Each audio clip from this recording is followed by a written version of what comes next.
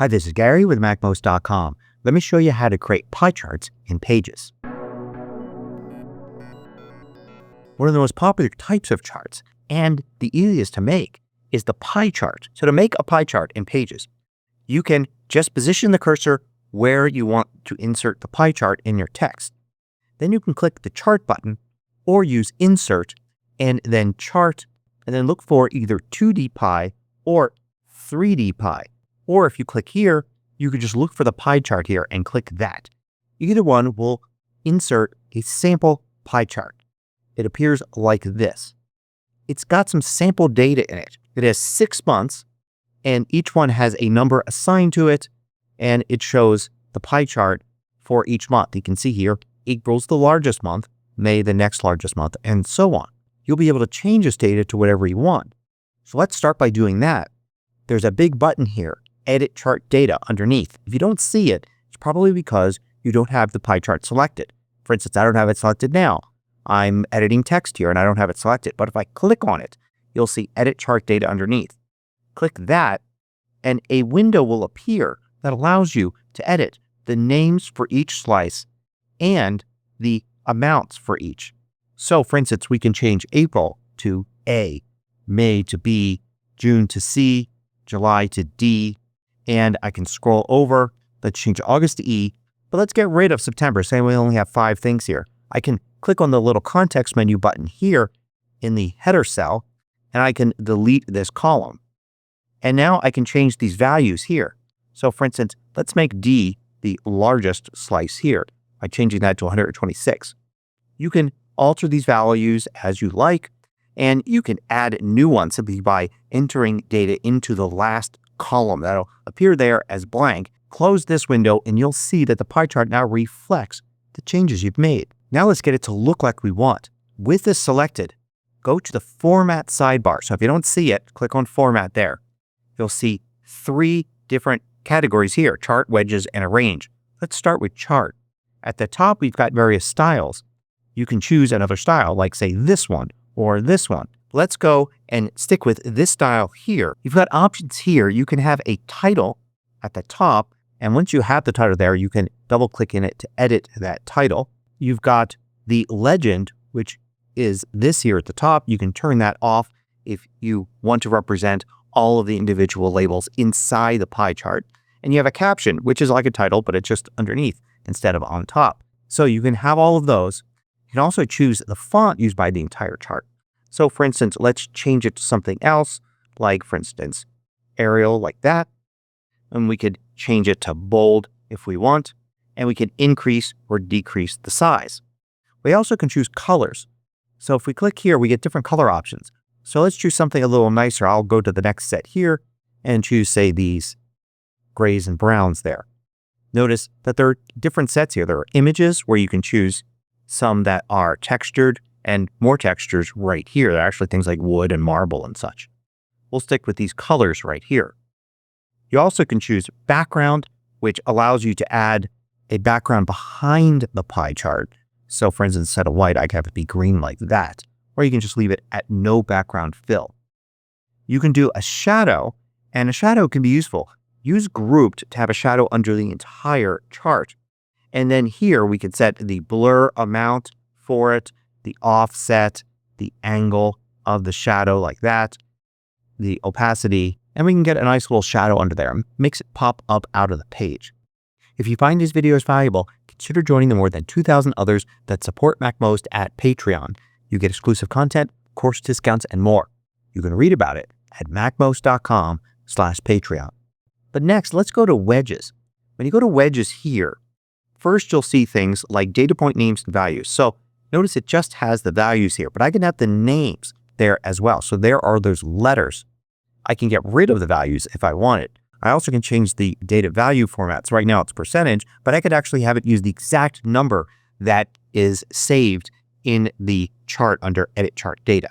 You could choose the decimal places and thousand separator and all that. You can actually even have different text appear before or after the number. So if you had a particular unit, say M for meters, for instance, you could do that and then just have it be number like that. You can also change the distance of these from the center.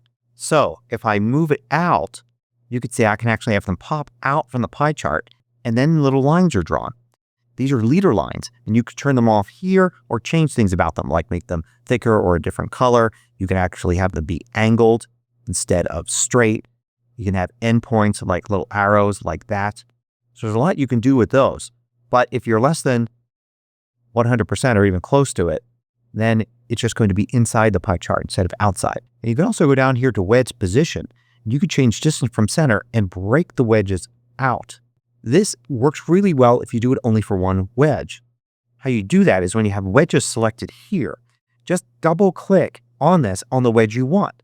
So for instance, let's say what we're talking about here in the text really has to do with what A represents. So if I double click here and just select A, then I could change things for A itself. For instance, I could change distance from center just for A and have A coming out like that. I could also change the wedge position and move the wedge out like that, which really breaks that out from the rest of the data. I could even choose other wedges. I'll choose this one and I'll shift click and select these and say, don't show me the names or values for these. I just want it for A. You can also click to select just the text in here. And once you do, you'll just see wedge labels here, and you can change individual labels. For instance, I can make this one not bold, or I can make it a color that will kind of blend in more like that. I could even add a shadow to the individual label. To deselect the wedge, you can just click outside and then click to select the entire chart again. And let's go back to Format Wedges, and we've got rotation angle here at the bottom. You can rotate the entire thing. So if it's important that A, say, be going out to the right like that, you can make it like that. But also notice that when you do select an individual wedge, you've got a style section here, and you could change the style of this individual wedge. So for instance, if I wanted to make this red, I could. So I'm selecting the actual style of the wedge itself, not changing it for the rest of the pie chart. But when you select the entire pie chart, then the last section here is a range. And this is all the same stuff that you will see if, say, you had an image or a shape in your document. This is where you set text wrapping and whether it's in line with the text or whether it's something that moves on its own inside the text like that. You can also change the size right here. Notice I can drag the edges of the pie chart like that, any of these dots here, to change the size. That's not going to change the size of the font in there, so I may need to adjust that afterwards. But I could set it to something very specific. So if I want it to be 3 inches wide, I could set it to exactly 3 inches wide. Now let's go back again to the chart category here in the sidebar and go down to chart type. So you can actually take this chart, keep its data, and change it to another chart type like a 2D column or 2D line.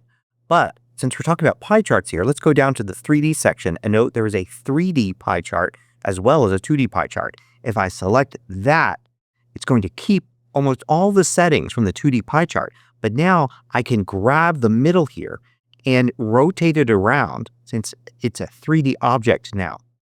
So I can set it up like that. Some things I'll have to reset. Like for instance, I'll choose a new style here. I can also choose colors. So I'll go back to similar colors to what I had before like that. And I could position it like this. I also have some things under 3D scene here. I can do the chart depth like that. I can do the lighting style. I can add bevels to the edges there to make it easier to see what's there. But I still have everything else. Like for instance, under wedges here, I can still select an individual wedge like this and then move the wedge position away from the center like that and the label away as well, although it doesn't draw lines in 3D, so I want to keep it pretty close. Also note that if you are working in numbers and you want a pie chart that represents some data from here in Pages, you can. I'm going to select this table here and I'm going to create a chart, and notice this looks just like it does in Pages. I'm going to create a pie chart from this data here. And then I'm going to select a style, maybe set up some other changes. So I've got this, and this is exactly what I want to have in Pages. I don't have to recreate it in Pages. I can just select it and then go to Edit and then Copy or Command C. Then in Pages here, I can use Edit and Paste or Command V, and I get the pie chart exactly like it was in Numbers. I can edit the data and see that the data is all represented there. I can now edit it and make changes here in Pages, just like if I created this in Pages. The data is no longer linked to Numbers, so any changes here won't be reflected in Numbers and vice versa. So if you need pie charts in your Pages document, hopefully this helped you out. Thanks for watching. If you liked this video, click the thumbs up button below to let me know. I publish new tutorials each weekday. Hit the subscribe button so you don't miss out.